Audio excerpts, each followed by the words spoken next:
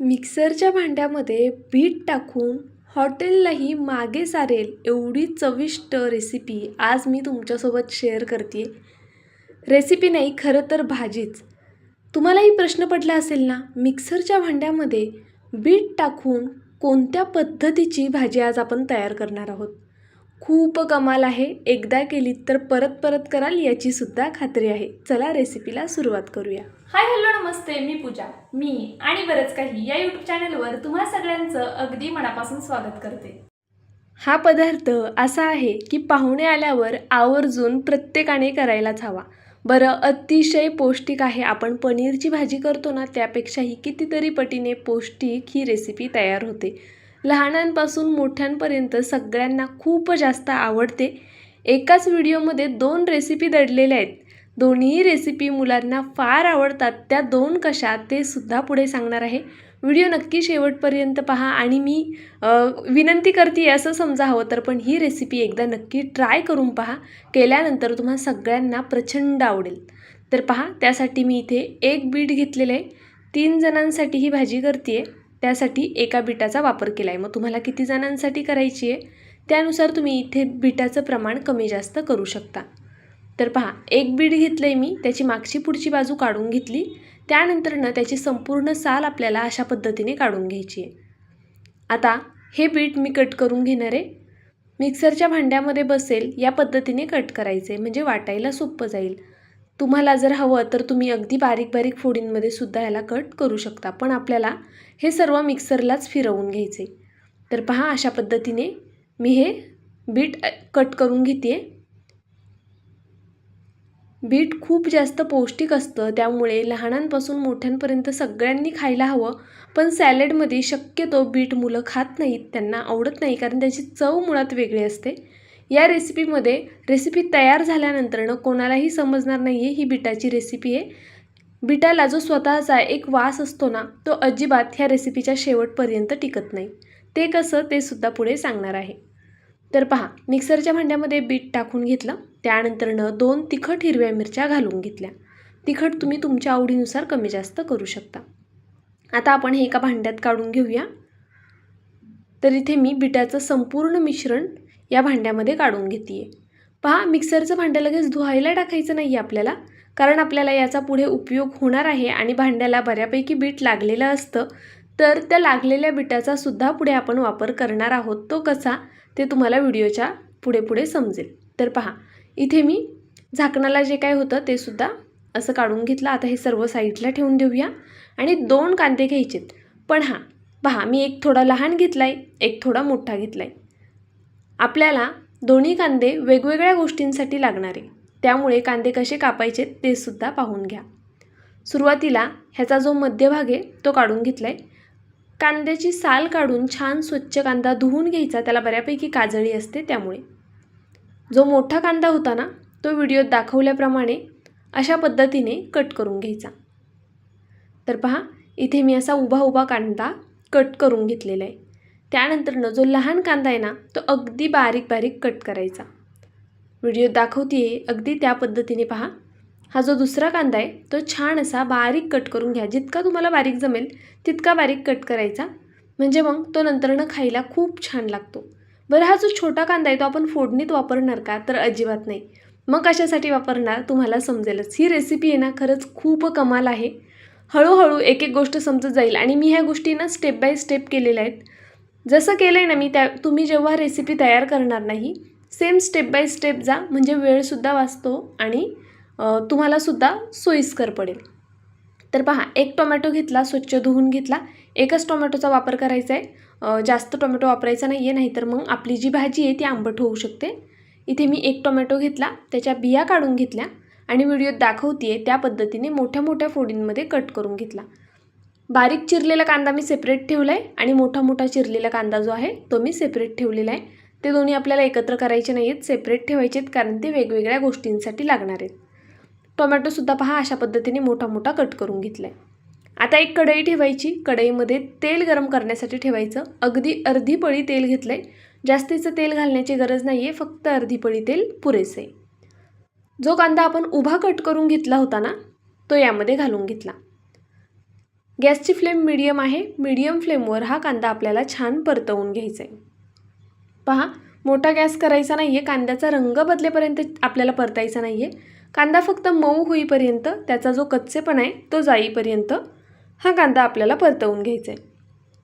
तर पहा, अशा पद्धतीने इथे कांद्याचा रंग बदललेला आहे थोडासा आणि कांदा छान असा मऊ झालेला आहे. आता यामध्ये मी टोमॅटो ॲड करते. जो आपण एक टोमॅटो कट करून ठेवला होता तो टोमॅटो इथे ॲड केला आणि मीडियम फ्लेमवर टोमॅटोसुद्धा या कांद्यासोबत छान असा आपल्याला मऊ होईपर्यंत भाजून घ्यायचं आहे. पहा, अशा पद्धतीने हे दोन्ही एकत्रित मी असं भाजून घेतलं. त्यानंतरनं यात मूठभर कोथिंबीर घालायची, तीसुद्धा थोडी परतवून घेऊया. गॅस चालूच आहे. त्याचबरोबर आपल्याला लगेचच यामध्ये 1 इंच आलं घालायचं आहे. कट करून घालणारे मी आलं आणि सोबतच भरपूर असा लसूण घालायचा आहे. तर पहा, इथे मी अद्रक घातलं आणि मग लसूण घालून घेते. आता हे सर्व आपण पुन्हा छान एकजीव करून घेऊया. लसूण गावाकडचा आहे, पातळ सालीचा आहे, लवकर सोलला जात नाही, त्यामुळे मी सालीसहित घेतलेला आहे. तुम्ही साल काढून घेतलात तरीसुद्धा चालणार आहे. आता पहा, हे 1 मिनिटभर फक्त परतवून घेतलं. त्यानंतरनं गॅस बंद केला. आता एका प्लेटमध्ये हे मिश्रण थंड होण्यासाठी ठेवून देऊया. इथे गॅस बंद नाही केला आहे, गॅस बारीक केलेला आहे मी. अगदी बारीक गॅसवर आता मी पुढची कृती करून घेणार आहे. पहा, स्टेप बाय स्टेप यासाठी दाखवते म्हणजे तुम्हाला करायला सोपं पडेल, तुमचा वेळ वाचेल. आपण वाटणाची तयारी करून घेतली ना. आता गॅस बंद नाही करायचा आपल्याला. लगेचच यामध्ये थोडंसं तेल घालून घ्यायचं. पहा, या पद्धतीने तेल घालून घ्यायचं. गॅस अगदी बारीक ठेवायचा आणि लगेच पुढची कृती करायची. थोडी कोथिंबीर घेतली आहे, ही आपण कट करून घेऊया.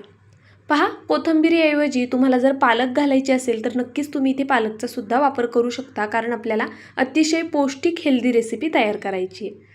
इथे मी आता कोथिंबीर घेतलेली आहे, स्वच्छ धुवून अशा पद्धतीने बारीक कट करून घेतली. त्यानंतरनं काय करायचं ते सुद्धा सांगते. तुम्हाला माझा व्हिडिओ थोडा जरी आवडला असेल तर प्लीज व्हिडिओला एक लाईक करा, चॅनलला सबस्क्राईब करा. सबस्क्राईब केल्यानंतर बेल आयकन प्रेस करायला विसरू नका. ऑलवर क्लिक करा म्हणजे माझ्या प्रत्येक व्हिडिओचं नोटिफिकेशन सगळ्यात आधी तुम्हाला येईल. हाईप या ऑप्शनवरती क्लिक करून जे काही पॉईंट्स असतील ते द्यायला मात्र विसरू नका.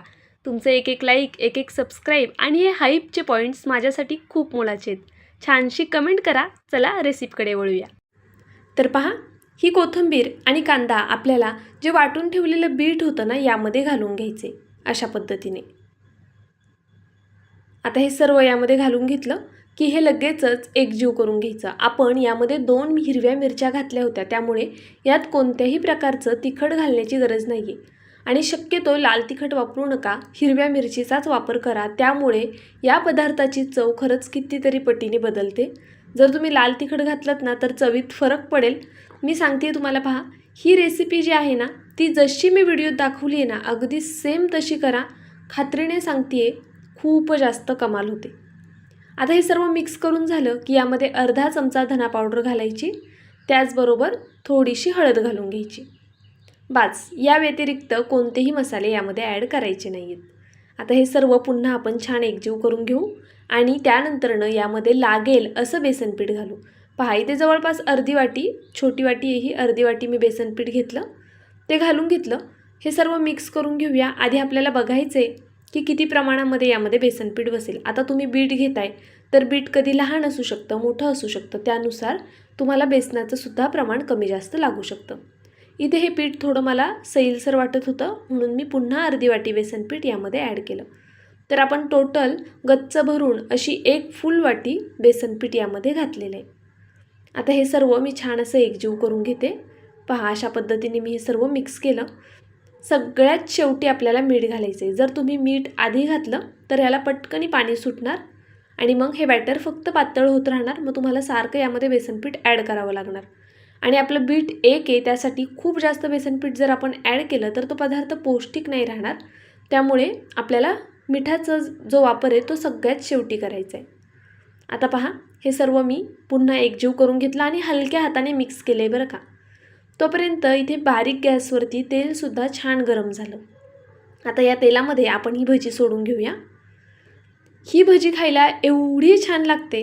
जर तुम्ही भाजी करायचा बेत करताय आणि तुम्ही जर 2 किंवा 3 जणच आहात खाणारे, जर एका बिटापासून करताय ना तर तुम्ही आता आधी व्हिडिओ पाहताय म्हणून तुम्हाला सांगते, सुरुवातीलाच 2-3 बिटाचा वापर करून ही भजी करायला घ्या, कारण भजी एवढी कमाल आहे, भाजीपर्यंत ती शिल्लक राहत नाही. तुम्हाला मी व्हिडिओच्या शेवटी दाखवेलसुद्धा की किती भजी शिल्लक राहिली. मुलांना एवढी आवडते आणि मग त्यांना नाहीसुद्धा म्हणता येत नाही आणि पौष्टिक आहे म्हणून असं वाटतं चला खाऊ द्या.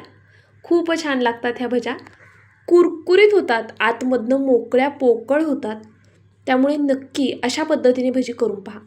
गॅस आपल्याला मीडियम ठेवायचा आहे, मीडियम फ्लेमवर ही भजी होऊन द्यायची. मी सुरुवातीला काढायचा प्रयत्न करत होते, माझ्या लक्षात आलं की खाली चिटकलेलं आहे, कारण आपण यामध्ये वाटण भाजून घेतलं होतं ना, तर थोडीशी भजी खाली चिटकलेली होती. त्यामुळे मग मी थोडं थांबले आणि त्यानंतर हे असं मोकळं करून घेते. पहा अशा पद्धतीने. अजिबात भजी तेलात सुटत वगैरे नाही, भजी तेलसुद्धा पित नाहीत. मी तुम्हाला नंतरनं दाखवेल. पहा अशा पद्धतीने ही भजी आपल्याला संपूर्ण तळायची आहे. मीडियम टू हाय फ्लेमवर तळायची. गॅस जर तुम्ही बारीक केला ना तर भजी तेल जास्त पिणार.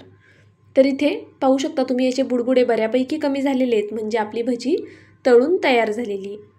आता ही भजी आपण एका प्लेटमध्ये काढून घेऊया. स्टीलच्या प्लेटमध्ये ही भजी मी काढून घेते. पहा अशा पद्धतीने तेल निथळून ही भजी काढून घ्यायची. खरं सांगते मी, जर तुम्हाला भाजी करायची आहे करा, नाही पण ही भजी मात्र आवर्जून करा. आणि भाजीसुद्धा एवढी कमाल होते ना, तुम्ही कोणत्याच हॉटेलमध्ये अशा पद्धतीने भाजी खाल्ली नसेल. खरं तर जेव्हा मी पहिल्यांदा ही रेसिपी केली होती ना, तेव्हा मलासुद्धा असं वाटलेलं की बिटाची भाजी कशी लागेल, म्हणजे त्याचा उग्र वास नाही येणार का वगैरे, माझ्या मनात भरपूर प्रश्न होते. मी म्हटलं एकदा ट्राय करूया. केली, खरंच खूप कमाल झालेली, म्हणून मग आज तुमच्यासोबत शेअर करते. तर पहा अशाच पद्धतीने मी दुसरी बॅचसुद्धा तळून घेणार आहे. आपण ज्यावेळेस पहिली बॅच काढतो ना, गॅस मोठा करायचा, त्यानंतरनं ही भजी यामध्ये सोडून घ्यायची, कारण तेल जरा थंड झालेलं असतं. त्यामुळे गॅस मोठा करायचा आणि मग ह्या भज्या सगळ्या सोडून घ्यायच्या. आता ही भजीसुद्धा मी मीडियम टू हाय फ्लेमवर तळून घेतली. आता आपण हे सुद्धा सर्व काढून घेऊया. पहा मी इथे 2 बॅच तळून घेतल्या होत्या, पण खरं म्हटलं तर भाजी टाकेपर्यंत फक्त 1 बॅचच आपली शिल्लक राहिलेली आहे भज्यांची. एवढी कमाल होतात, त्यामुळे नक्की सांगते करताना थोड्या जास्त क्वांटिटीमध्ये करा ही भजी. तर चला इथे मी आता ही संपूर्ण भजी काढून घेते आणि कढईमधलं जे तेल आहे ना ते सुद्धा अर्धं काढून घेणार आहे. बाकी आपल्याला भाजी फोडणीला द्यायची आहे, त्यासाठी ठेवणार आहे. आता गॅस बंद केला आहे मी. त्यानंतरनं हे जे मिक्सरचं भांडं आहे यामध्येच आपल्याला वाटण वाटून घ्यायचं आहे, म्हणजे आपलं जे वाटण आहे त्याला रंग छान येईल. त्यामुळे भाजीचा रंगसुद्धा खूप सुंदर येतो. त्यामुळे म्हटलं हे भांडं आपल्याला धुवायचं नाही आहे. पहा यामध्ये सर्व वाटण घालून घेतलं. आता पाणी न घालता हे छान बारीक वाटून घेऊया. कांदा आणि टोमॅटो आहे, त्यामुळे खरं तर पाण्याची गरज पडत नाही. मस्त रंग आला आहे पहा वाटणाला. कढईमधलं तेल बऱ्यापैकी कमी केलं आहे. गॅस चालू करायचा आहे. मीडियम फ्लेमवरती कढीपत्ता घालून घ्यायचा. त्यानंतरनं सर्व मसाले घालून घ्यायचे.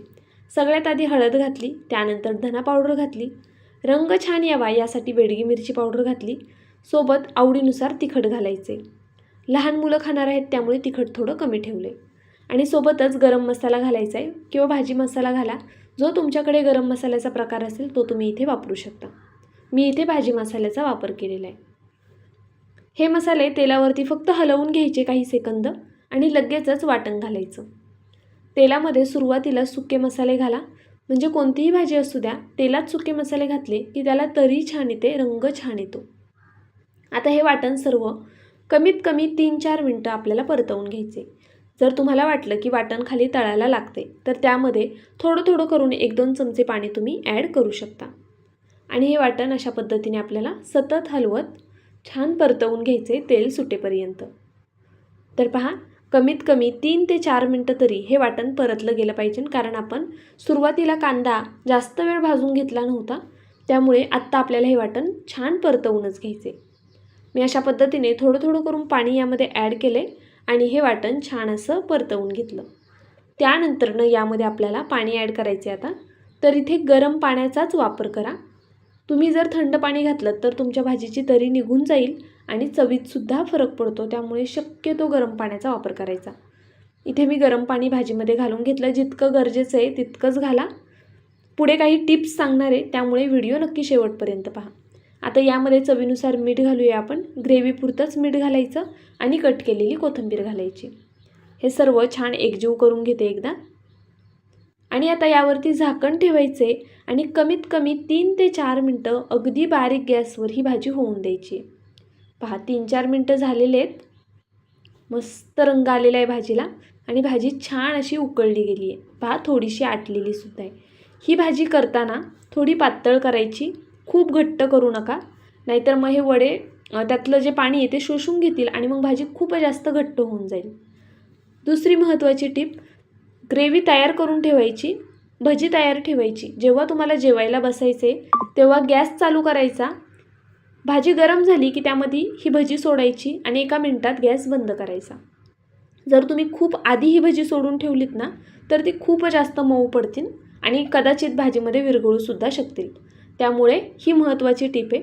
जेव्हा जेवायला बसायचे त्याच्या 1 ते 1.5 मिनटं आधी फक्त भजी यामध्ये सोडायची आहे आणि झाकण ठेवून द्यायचं, गॅस बंद करायचा. तर तुम्हाला माझी आजची ही चटपटीत रेसिपी कशी वाटली प्लीज मला कमेंट करून नक्कीच कळवा. नवीन असाल तर सबस्क्राईब करून घ्या. असे छान छान व्हिडिओज पाहण्यासाठी चॅनलला नक्की सबस्क्राईब करा. बेल आयकनसुद्धा प्रेस करा जेणेकरून माझ्या व्हिडिओचं नोटिफिकेशन सगळ्यात आधी तुमच्यापर्यंत येईल. बरं चला, तुम्ही माझा व्हिडिओ संपूर्ण पाहिलात त्याबद्दल खरंच खूप मनापासून धन्यवाद. उद्या पुन्हा भेटूया अशाच एका छानशा रेसिपीसोबत. तोपर्यंत bye. Thank you so much for watching.